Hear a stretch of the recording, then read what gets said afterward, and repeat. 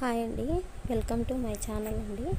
ఈరోజు అయితే మీకు మందార పూలతో చిన్న చిన్న ఫ్లవర్ బొకేస్లా చేసుకొని ఇంటి డెకరేషన్కి ఎలా యూస్ చేసుకుంటారో అయితే చూపిస్తానండి. వీడియోలో చూపిస్తున్నలాగా మందార ఫ్లవర్స్ వాటి లీవ్స్ అయితే సపరేట్గా అయితే తీసుకొని వచ్చుకున్నానండి. ఇదిగోండి, ఒక ఫ్లవర్ తీసుకొని దానికి ఇంకో లీఫ్ తీసుకొని దానికి రౌండ్గా అయితే రోల్ చేసుకోవాలండి. ఫ్లవర్ చుట్టూ ఇలా 2 లీవ్స్ తీసుకొని రౌండ్గా రోల్ చేసుకోవాలండి.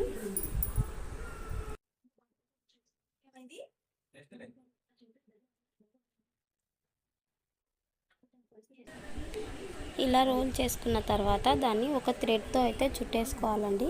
నేనైతే మీకు చూపించడం కోసం వైట్ కలర్ థ్రెడ్ అయితే ఇక్కడ యూస్ చేస్తున్నానండి. మీరు గ్రీన్ కలర్ థ్రెడ్ యూస్ చేయండి, ఇంకా మంచిగా ఉంటుంది కనిపించకుండా.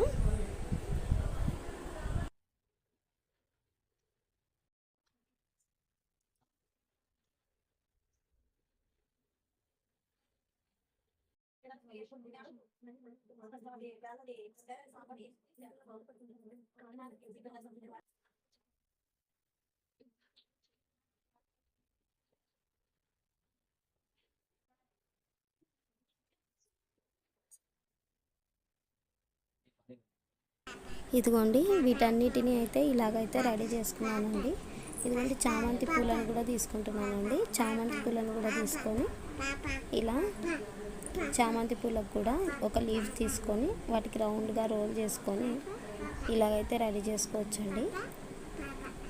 ఇదిగోండి, వీడియోలో చూపిస్తున్నలాగా రోల్ చేసుకొని చామంతి పూలను కూడా ఒక చిన్న ఫ్లవర్ బొకే లాగైతే రెడీ చేసుకోవచ్చండి.